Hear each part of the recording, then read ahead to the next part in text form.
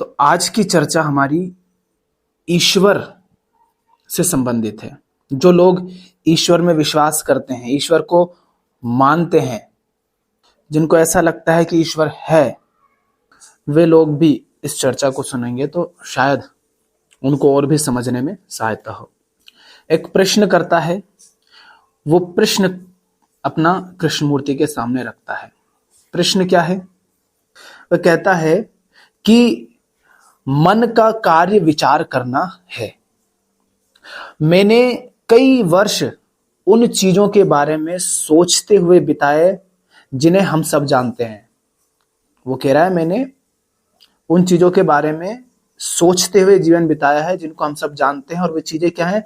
जैसे व्यापार के बारे में, विज्ञान के बारे में, दर्शन शास्त्र, मनोविज्ञान, कलाएं, इन सब के बारे में खूब पढ़ा, सोचा, विचारा। अब मैं ईश्वर के बारे में काफी कुछ विचार करता हूं। ये क्या कह रहा है व्यक्ति? ईश्वर के बारे में काफी कुछ विचार करता हूं। अनेक रहस्यदर्शियों तथा धार्मिक ग्रंथकारों द्वारा प्रस्तुत प्रमाणों का अध्ययन करने से मैं कायल हो गया हूं कि ईश्वर है। वो कह रहा है कि जो रहस्यदर्शी लोग हैं, मिस्टीरियस, और जो धर्म ग्रंथों के माध्यम से प्रमाण प्रस्तुत करते हैं ईश्वर को लेकर के, ईश्वर के बारे में, मैं उन सब का कायल हो गया हूं। कायल हो जाना माने उन सब प्रमाणों को देख करके मेरा ईश्वर में विश्वास बढ़ गया है। तो ईश्वर से संबंधित विषय में मैं अपने विचारों का योगदान दे सकता हूं, ऐसा वो कृष्णमूर्ति से कह रहा है। तो अब उसका असली सवाल क्या है? वो कह रहा है कि इसमें गलत क्या है, ये बताइए। कृष्णमूर्ति से वो कह रहा है इसमें गलत क्या है? क्या ईश्वर के बारे में विचार करने से, ईश्वर के बारे में विचार करने से ईश्वर के साक्षात्कार में सहायता नहीं मिलती है? आपने सुना होगा आजकल बहुत गुरु लोग हैं ऐसे जो कहते रहते हैं ईश्वर का चिंतन करो, ईश्वर का ध्यान करो, ईश्वर की अच्छी छवि बनाओ, ईश्वर के बारे में सोचो। अब ईश्वर के नाम पर कोई कह देगा कृष्ण के बारे में, कोई कह देगा राम के बारे में, कोई कह देगा मोहम्मद के बारे में, कोई कह देगा जीसस के बारे में, कोई कह देगा राधा रानी के बारे में, कोई बुद्ध, कोई महावीर। जिसको जैसा कहना है वो कह देगा ईश्वर के बारे में सोचो, उनका चिंतन करो। तो प्रश्नकर्ता पूछ रहा है कि इसमें समस्या क्या है, इसमें गलत क्या है?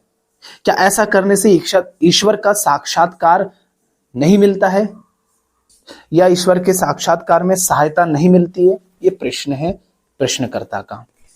शायद आपको प्रश्न समझ आ गया होगा। व्यक्ति की स्थिति क्या है वो भी समझ आ रही होगी। व्यक्ति माने प्रश्नकर्ता। अब कृष्णमूर्ति क्या कहते हैं वह सुनिए। कृष्णमूर्ति कहते हैं, क्या आप ईश्वर के बारे में विचार कर सकते हैं? वे कुछ बता नहीं रहे, वे पूछ रहे हैं क्या आप ईश्वर के बारे में विचार कर सकते हैं? क्या आप ईश्वर की मौजूदगी के बारे में इस वजह से कायल हो सकते हैं कि आपने सारे प्रमाण पढ़ डाले? शब्दों पर ध्यान देना। पुस्तक में मैं भी कुछ लिख सकता हूं, फलाना फलानी बात है, उसके फलाने फलाने प्रमाण हैं। तो क्या मैं उन प्रमाणों के बारे में पढ़ लेने भर से कायल हो जाऊं कि ईश्वर मौजूद है? तो वे आगे कहते हैं कि जो अनिश्वरवादी है, आप ईश्वरवादी हैं, आप ईश्वर में विश्वास करते हैं, लेकिन जो ईश्वर में विश्वास नहीं करता है, जो अनिश्वरवादी है, उसके पास भी अपने प्रमाण हैं। वह भी संभवतः उतना ही पढ़ चुका है जितना कि आप, और उसका कहना है कि ईश्वर नहीं है। समझ रहे? आपने ईश्वर के बारे में पढ़ा है, ईश्वर के होने के प्रमाणों के बारे में पढ़ा है, और आप कहते हैं ईश्वर है। और जो अनिश्वरवादी है वो उसने भी उतना ही पढ़ा है जितना आपने पढ़ लिया है। मतलब उसने भी खूब पढ़ा है, पर उसने किस बारे में पढ़ा है? ईश्वर के नहीं होने के बारे में। तो उसके पास भी ईश्वर के नहीं होने के उतने ही प्रमाण है जितने आपके पास ईश्वर के होने के प्रमाण हैं। तो कृष्णमूर्ति का सवाल है कि ईश्वर के होने या नहीं होने के बारे में जो प्रमाण है उनके बारे में पढ़ लेने से क्या आप इन बातों के प्रति कायल हो सकते हैं कि है या नहीं है? बहुत सरल सा उदाहरण मैं अपनी तरफ से आपको देता हूं। इस बात का मतलब क्या है? देखो, हमें ना पढ़ के किताबें खत्म नहीं करनी है, हमें पढ़ना सीखना है, हमें समझना सीखना है, हमें सुनना सीखना है, हमें देखना सीखना है।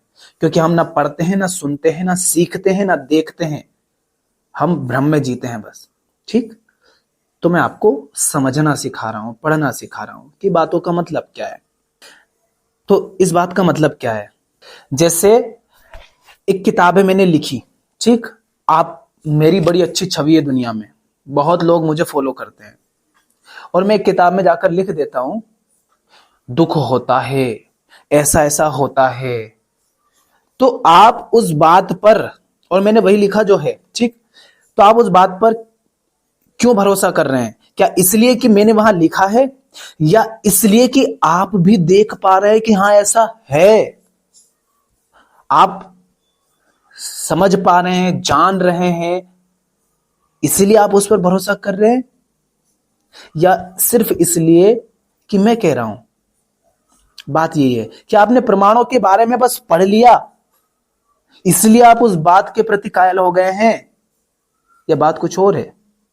उसी तरह से जैसे उन्होंने पहला शब्द कहा था कृष्णमूर्ति ने, पहला वाक्य, देखो अब मैंने शब्द कह दिया, वाक्य को, गलती की थी ना, लेकिन सजगता अगर अपने शब्दों के प्रति है तो तुरंत हम उसके प्रति अवेयर हो सकते हैं, गलती सुधार सकते हैं, और बोलने से पहले ही यदि अवेयर हैं, सजग हैं, तो हम बोलने से पहले अपने शब्दों को देख पाते हैं।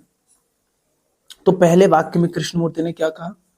क्या आप ईश्वर के बारे में विचार कर सकते हैं? विचार, विचार, विचार पर ध्यान दो। विचार का मतलब क्या होता है? वो जो स्मृति से उठता है, और स्मृति हमेशा होती है अतीत की। अर्थात आप यदि विचार ईश्वर के बारे में सोच रहे हैं, इसका मतलब आप ईश्वर को जानते थे पहले से। हम ये स्मृति में वही सब है जो आपको इंद्रियों के माध्यम से मिला है, और इंद्रियों के माध्यम से जो कुछ भी आपने संचित किया है वो सीमित है, आपका अनुभव सीमित है, आपके मन की कल्पना सीमित है, क्योंकि वो सब विचार पर आधारित है, और विचार स्मृति से आता है। स्मृति माने आपका अनुभव, आपका संचित ज्ञान, आपकी संचित जानकारी, वो सब तो सीमित है ना। उस सीमित के आधार पर आप अनंत की कल्पना कैसे कर सकते हैं, उसका विचार कैसे कर सकते हैं? उस ईश्वर का जिसे आप अनंत कहते हैं, सत्य कहते हैं। तो कृष्णमूर्ति कहते हैं कि आप दोनों के अपने विश्वास हैं, तथा आप दोनों ने ही ईश्वर के बारे में विचार करने में अपना समय खर्च किया है। कौन दो? एक वो जो ईश्वर में विश्वास करता है, एक वो जो ईश्वर में विश्वास नहीं करता है। परंतु जिसके विषय में आप जानते नहीं हैं, उसके विषय में विचार करने से पहले आपको यह पता लगाना होगा कि विचार करना होता क्या है। समझ रहे हैं आप? जिसके विषय में आप जानते ही नहीं, पहली बात तो आप उसके विषय में विचार कर कैसे सकते हैं? क्योंकि इसीलिए तो वो कह रहे हैं कृष्णमूर्ति की विचार होता क्या है, विचार करना होता क्या, ये तो समझो पहले। अब सरल से शब्दों में कहूं, विचार करने का मतलब ये स्मृति का उपयोग करना, स्मृति से कुछ कल्पना करना। पर आप तो ईश्वर के बारे में नहीं जानते ना, तो आपके मन में ईश्वर को लेकर के तो कुछ भी नहीं है, कोई नाम, कोई छवि, कोई अनुभव नहीं है उनके साथ का। देखो, मैं जब कहता हूं पेड़, और मैंने कहा आम का फल, मैंने कहा नदी, मैं कहता हूं आग, तो मैं इनको जानता हूं, ये तथ्य है, फैक्ट है, फैक्ट।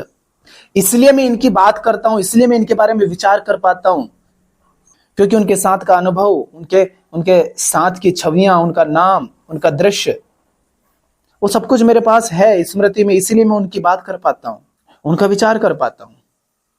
पर पहले आप नहीं जानते थे ईश्वर के बारे में कुछ भी, तो ईश्वर की कोई बात नहीं करते थे। आज आप ईश्वर की बात करते हैं सिर्फ इसलिए क्योंकि आपने उनके बारे में खूब पढ़ लिया है। तो वे कह रहे हैं कि ईश्वर कौन है?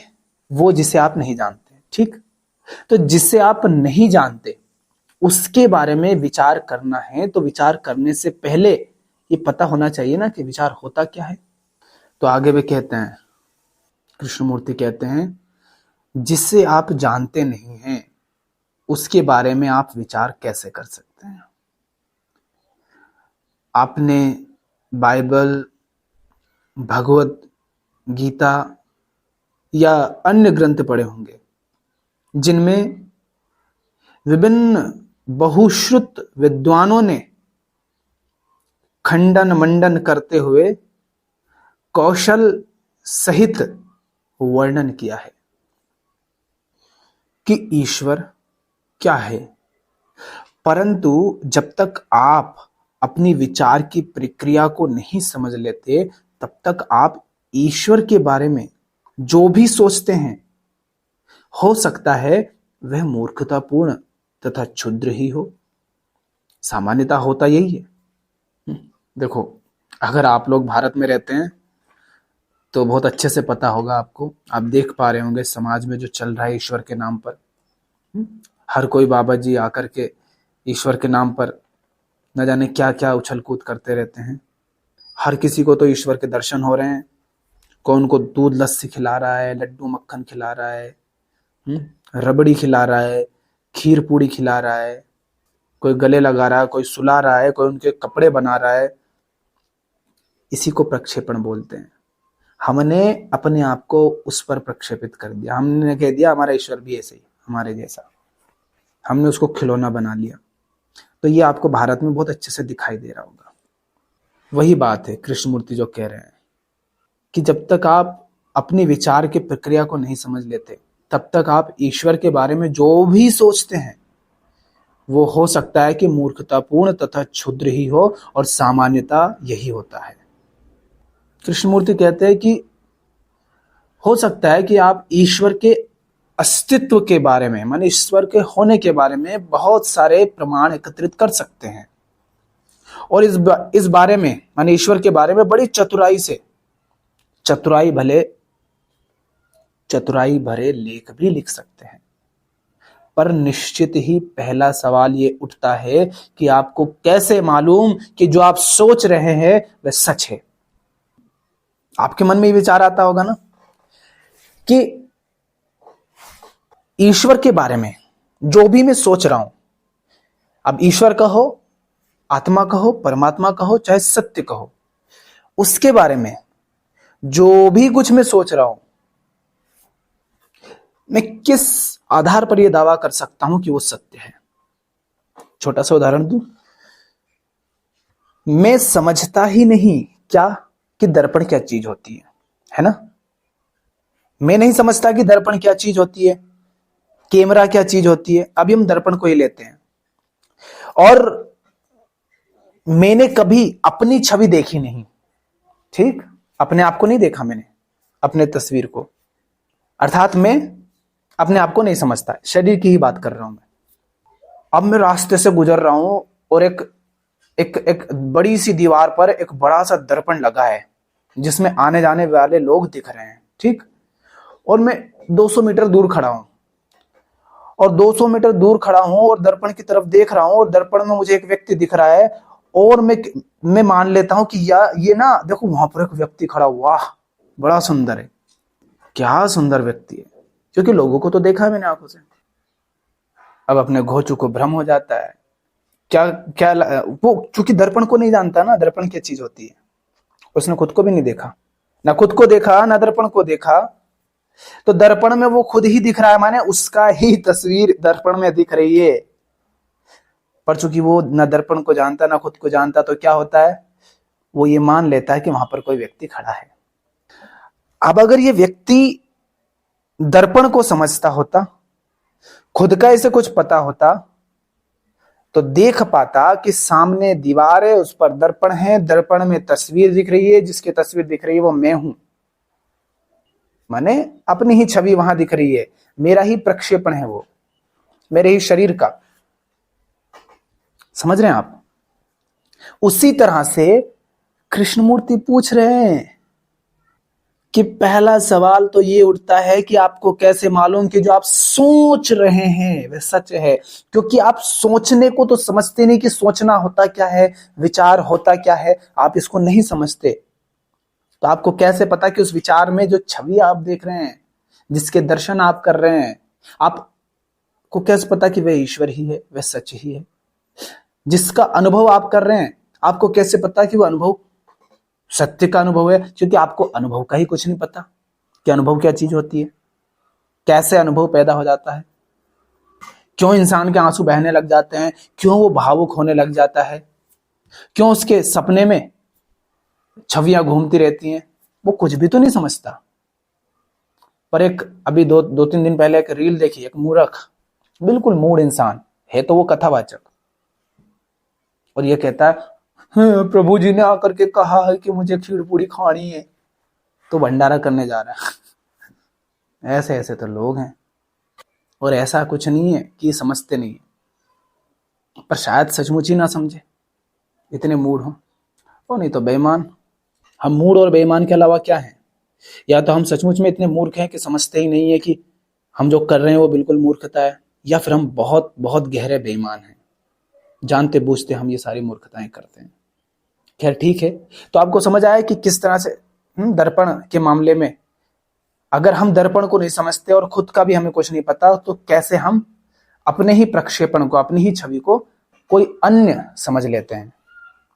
हो सकता है हम उससे डर जाएं, हो सकता है हम उससे आकर्षित हो जाएं, हो सकता है हम उसको मारने दौड़ें, क्योंकि जब आप उसकी तरफ देख रहे हैं तो वो भी आपकी तरफ देख रहा है, आपको लगेगा कि ये मेरे को घूर रहा है। हो सकता है ना।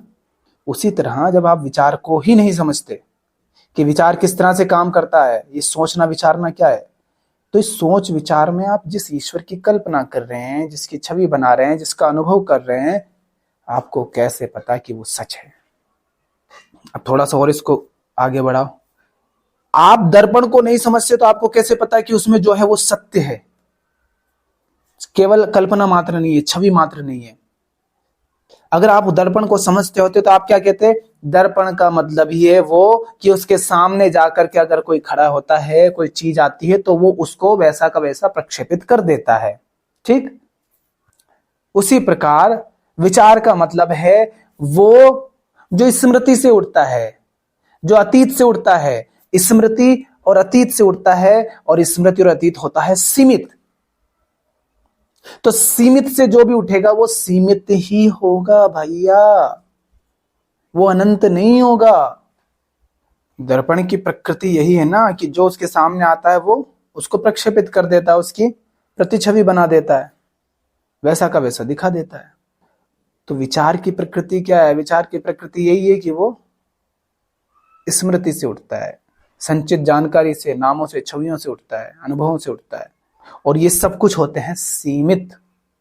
मगर सीमित के आधार पर जो आप सोचते हैं, जो विचार करते हैं, जो कल्पना करते हैं, आप कहते हो कि वो ईश्वर है, वो सत्य है। कैसे सत्य हो गया भाई वो?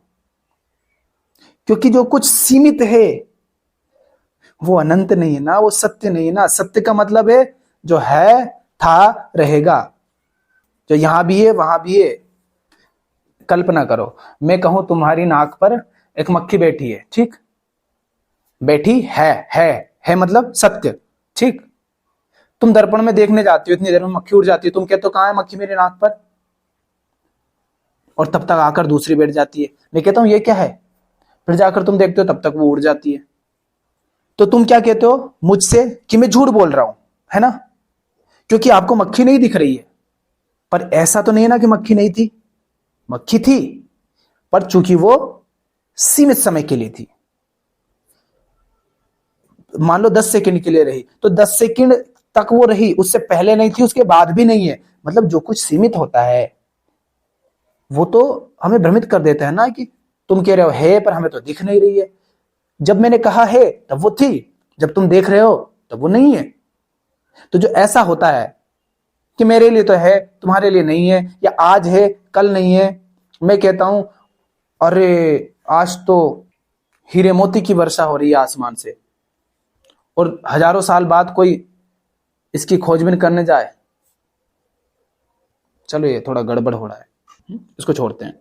वो बात आपको समझ आई कि जो सीमित से उठेगा वो सीमित ही होगा, इसीलिए वो सत्य नहीं कहा जा सकता। क्योंकि 100 साल तक भी कोई बात हमें दिखती रहे, हमारे लिए 100 साल बहुत बड़ी बात है, लेकिन अस्तित्व के लिए तो वो छोटी बात है। अस्तित्व में 100 साल कुछ नहीं होता है, पलक झपकने जैसा भी नहीं है। तो कृष्णमूर्ति उनसे पूछते हैं कि आपको कैसे मालूम कि जो आप सोच रहे हैं वह सच है, और क्या विचार करने से कभी भी उसकी अनुभूति हो सकती है जो अविज्ञ है? जिसका मतलब ये नहीं है कि आपको भावुकता के वशीभूत होकर ईश्वर के विषय में कुछ भी अनाप शनाप स्वीकार कर लेना चाहिए। अब कृष्णमूर्ति बात को थोड़ा धरातल पर लाते हैं। वे कहते हैं कि जो संस्कार के पार है, कृष्णमूर्ति उसकी बात कर रहे हैं कि जो संस्कार माने कंडीशनिंग के पार है, उसकी तलाश करने की अपेक्षा क्या यह पता लगाना महत्वपूर्ण नहीं है कि हमारा मन संस्कारग्रस्त है या नहीं? फिर छोटा सा एग्जांपल देता हूं। आपकी नाक पर गंदगी नहीं है मगर दर्पण पर गंदगी लगी हुई है, और आप दर्पण में अपने आप को देखते हैं तो आपको बार बार ऐसा लगता है कि आपके चेहरे पर धूल लगी हुई है। आप चेहरा साफ करते हैं, फिर देखते हैं, फिर पाते हैं कि धूल लगी हुई है। अगर हम दर्पण को देखें ध्यान से तो शायद हमें एक बार भी मुंह धोने की आवश्यकता ना लगे, हम पाए कि हमारा मुंह तो साफ है, चेहरा साफ है। और उदाहरण को सिर्फ उदाहरण के तल पर ही लीजिए, ऐसा ना हो कि आप उसको सत्य मान लें। समझने के लिए कह रहा हूं। तो जैसे आप दर्पण को साफ करेंगे आप पाएंगे कि चेहरा साफ है, साफ करने की आवश्यकता नहीं।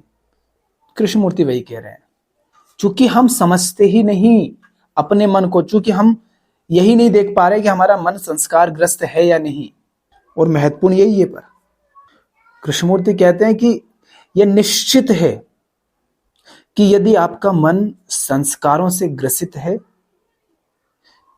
और जो कि ये वस्तुता है ही, आपका मन संस्कारों से ग्रस्त है ही, तो ये ईश्वर के यथार्थ की चाहे जितनी छानबीन कर लें, ये अपनी संस्कारबद्धता के मुताबिक ही जानकारी या सूचना एकत्रित कर पाएगा। अतः आपका ईश्वर के बारे में विचार करना समय का नितांत अपव्यय है। यह एक ऐसी अटकलबाजी है जिसकी कोई कीमत नहीं है। और यदि मैं वास्तव में पता लगाना चाहता हूं कि पर्वत के शिखर पर और उसके पार क्या है, तो मुझे उस तक जाना होगा। और इससे कुछ हासिल होने वाला नहीं है कि मैं बैठे बैठे अटकलें लगाया करूं, मंदिर गिरजे खड़े कर लूं और उनके संदर्भ में उत्तेजित होता रहूं। इन सब का कोई लाभ नहीं है। करना क्या है?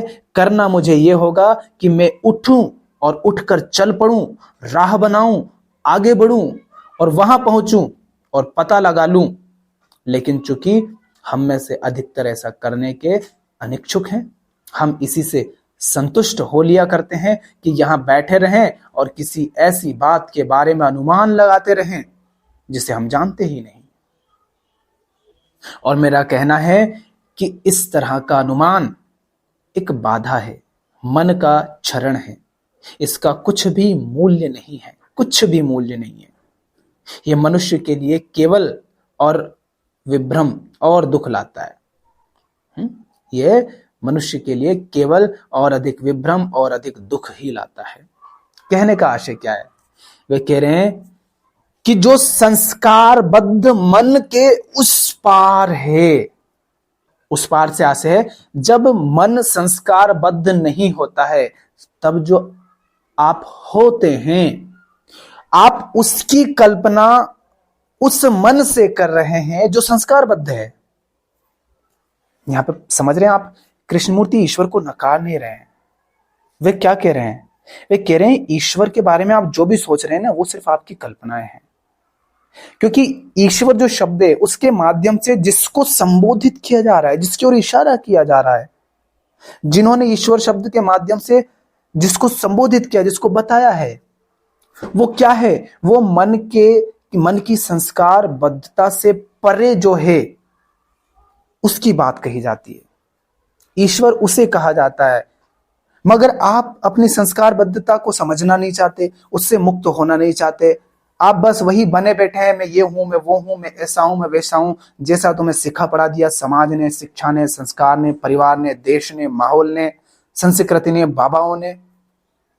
तुमने उसे स्वीकार कर लिया, तुम वो स्वयं को मानने लग गए, वो बनकर के जी रहे हो, और ऐसे ही मन से तुम उस ईश्वर की भी कल्पना कर रहे हो जो तब होता है, दिखता नहीं, तब होता है जब मन संस्कारबद्ध नहीं होता। और जब आप मन को समझे बिना, अपनी संस्कारबद्धता को समझे बिना उसकी कल्पना करते हैं, तो उससे आपके जीवन में केवल दुख आएंगे, भ्रम आएंगे, और आपकी डर, चिंता, तनाव ये सब कभी खत्म नहीं होंगे। आप केवल कल्पना में जिएंगे और बहुत पीड़ा पाएंगे, और उस सब में अपनी ऊर्जा, अपना जीवन, अपना समय सब बर्बाद कर देंगे, अपना पैसा बर्बाद करेंगे। तो आगे कृष्णमूर्ति कहते हैं कि यह मनुष्य के लिए केवल और केवल विभ्रम और दुख लाता है। तो ईश्वर ऐसा कुछ है, ध्यान से सुनिएगा, ईश्वर ऐसा कुछ है जिसके बारे में बातें नहीं की जा सकती, जिसका वर्णन नहीं हो सकता, जिसे शब्दों में नहीं रखा जा सकता, क्योंकि इसे सदैव अज्ञात ही रहना है। जिस पल पहचान लेने की प्रक्रिया घटित होती है, आप स्मृति के क्षेत्र में लौट आते हैं। क्या आप समझ रहे हैं? कृष्णमूर्ति पूछ रहे हैं आपसे, क्या आप समझ रहे हैं? क्या कह रहे हैं वे कह रहे हैं कि ईश्वर ऐसा कुछ है जिसके बारे में आप सोच नहीं सकते, उसका वर्णन नहीं कर सकते, उसको आप शब्दों में रख नहीं सकते। वो सदैव अज्ञात ही रहता है, उसको अज्ञात ही रहना है। पर जैसे ही आप कहते हैं, जिस पल आप कहते हैं कि आपने उसे पहचान लिया, जब आप कहते हैं कि आपने उसको पा लिया, जब आप कहते हैं कि आपने उसका दर्शन कर लिया, तब आप धड़ाम से स्मृति के क्षेत्र में आ जाते हैं। कबीर साहब का दोहा सुनाओ, मनवा तो पंछी भया उड़ के चला आकाश, ऊपर ही ते गिर पड़ा मन माया के पास। ऊपर से ऐसा धड़ाम से गिरता है माया के पाश में बंद करके। जैसे ही आपने कहा मैंने पहचान लिया, क्या किया आपने दो कर दिए, एक मैं, एक ईश्वर। अरे जब मैं था तब हरि नहीं, अब हरि है मैं नहीं। अगर हरि भी है और तुम भी हो तो वह हरि झूठा है। अगर तुम कह रहे हो कि मैंने पा लिया, मैंने दर्शन ले लिए, तो एक दर्शन करने वाला है और एक वो है जिसके दर्शन किए जा रहे हैं। तो बस आप फंस गए। एक और दोहा सुनाओ, दो सुना दिए, ठीक है। तीसरा कबीर साहब का ही दोहा, मोटी माया सब तजे जीनी तजे न कोय। मोटी माया सब तजे जीनी तजी न जाए। और ऐसा कुछ है कि पीर पैगंबर ओलिया सबको वो खाए। आप पढ़िएगा। कहने का आशय है कि मोटी माया तो सब त्याग देते हैं, लेकिन वो जो झीनी माया है ना, उसको पीर पैगंबर ओलिया कोई नहीं त्याग पाता, बड़ा मुश्किल है, सबको खा जाती है वो यही माया है।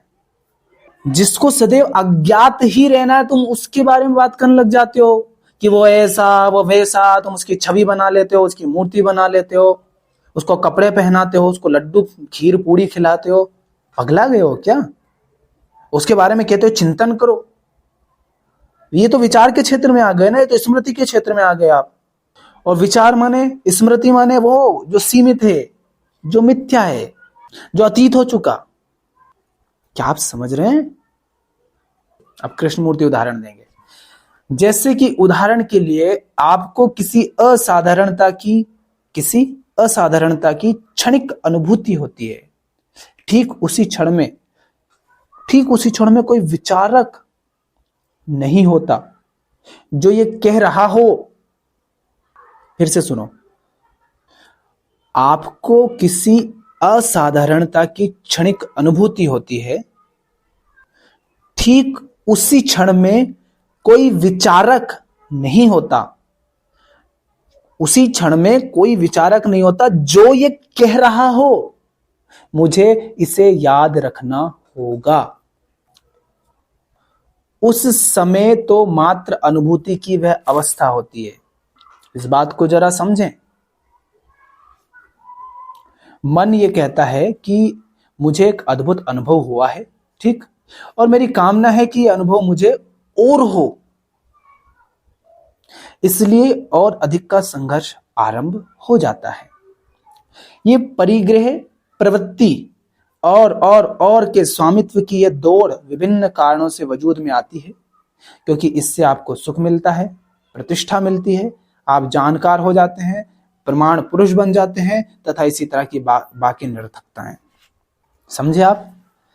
कोई व्यक्ति को थोड़ी सी देर के लिए क्षणिक एक असाधारण तरह की अनुभूति हो जाती है, तो वो क्या कहता है फिर? वो उसके भीतर एक विचारक खड़ा होता है कि मुझे ये और चाहिए, लगातार चाहिए। लेकिन जब वो अनुभूति घट रही होती है तब केवल अनुभूति की अवस्था मात्र होती है, ठीक। लेकिन उसके बाद क्या होता है? जब वो क्षण बीत जाता है ना अनुभूति का, तो पहचान की एक प्रक्रिया अस्तित्व में आ जाती है। कैसी प्रक्रिया? कि मुझे ये अनुभव हुआ, अद्भुत अनुभव हुआ, और मेरी ये कामना है कि मुझे ये अनुभव और हो। फिर मैं क्या करता हूं कि और अधिक संघर्ष आरंभ कर देता हूं उसको पाने की खातिर।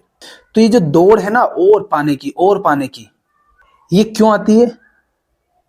इसके कई कारण होते हैं। कृष्णमूर्ति बता रहे हैं कि इससे आपको चूंकि सुख मिलता है, इसलिए आप उसको और पाना चाहते हैं।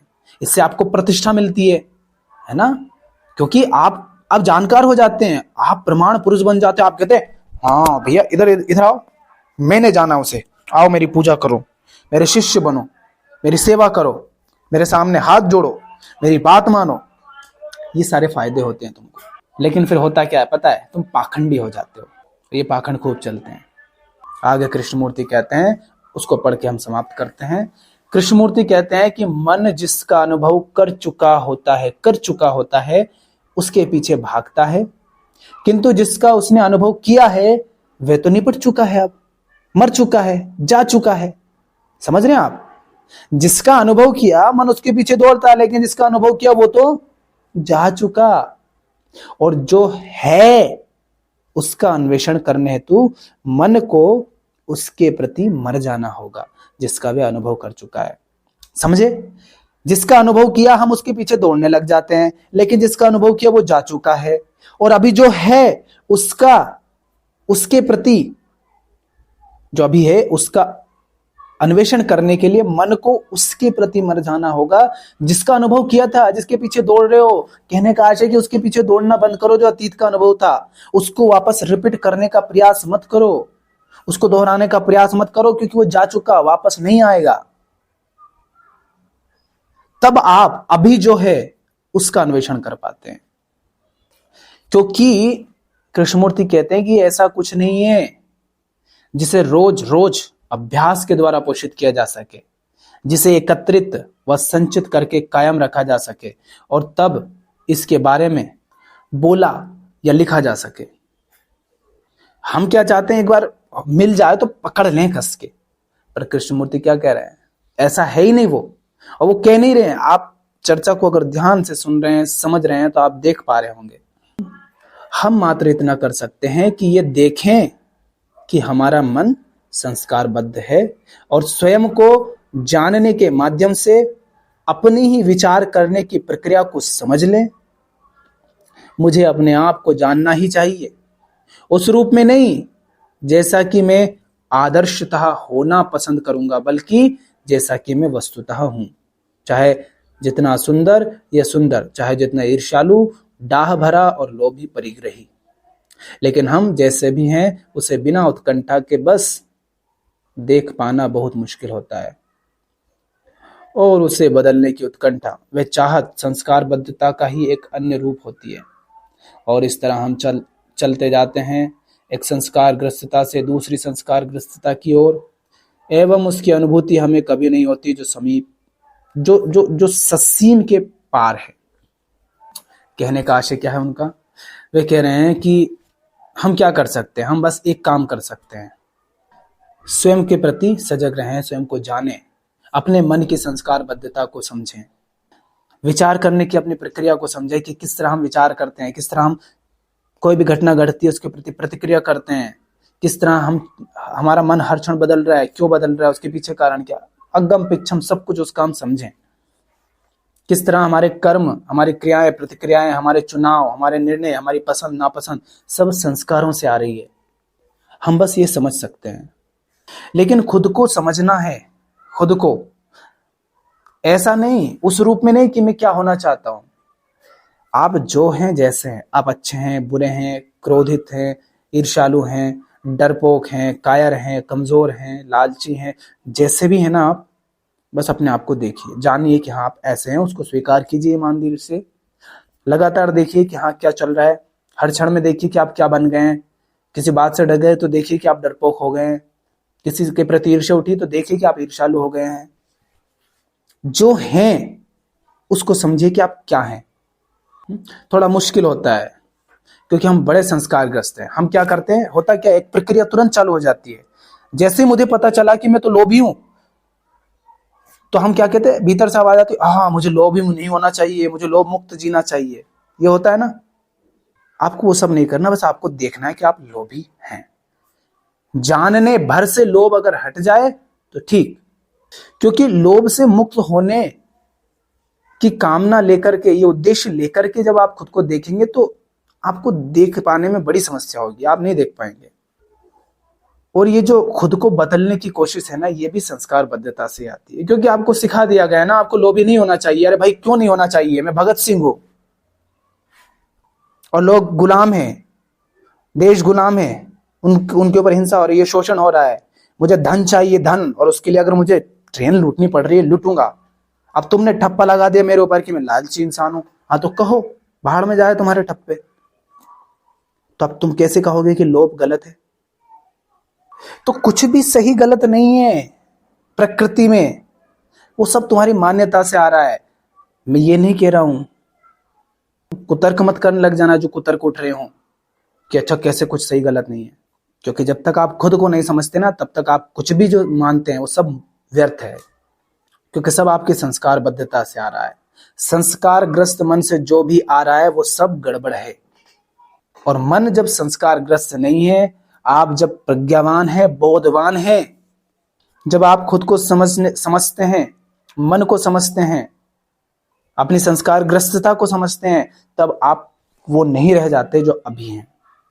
तो आपको खुद को समझना चाहिए, अपने मन को समझना चाहिए, अपनी संस्कारग्रस्तता को अपने दैनिक जीवन में, अपने व्यवहार में, कर्मों में, चुनाव में, रिश्तों में, कामों में, इनमें देखना चाहिए।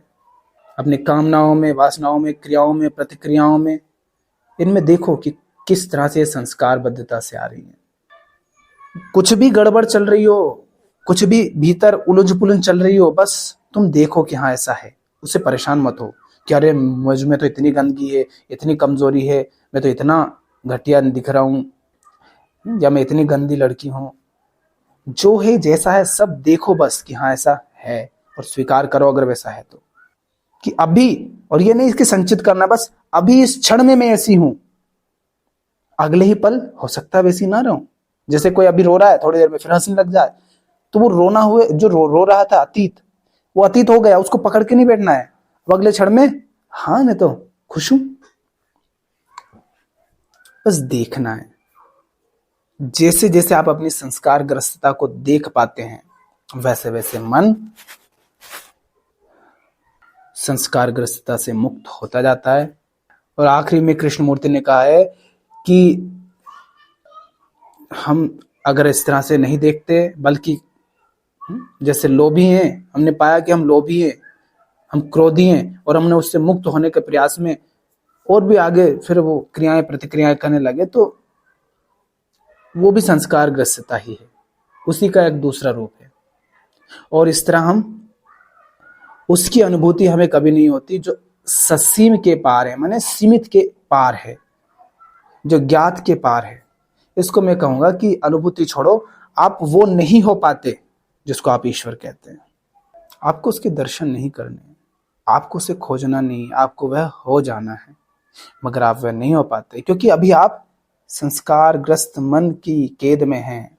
अभी तो आप पता नहीं क्या क्या बने बैठे हैं ना।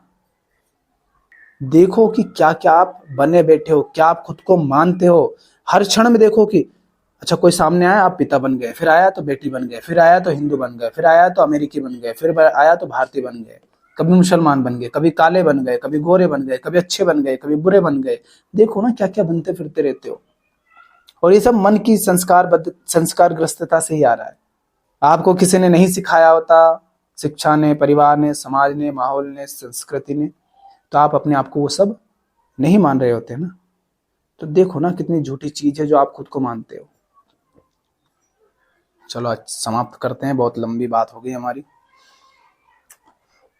धन्यवाद।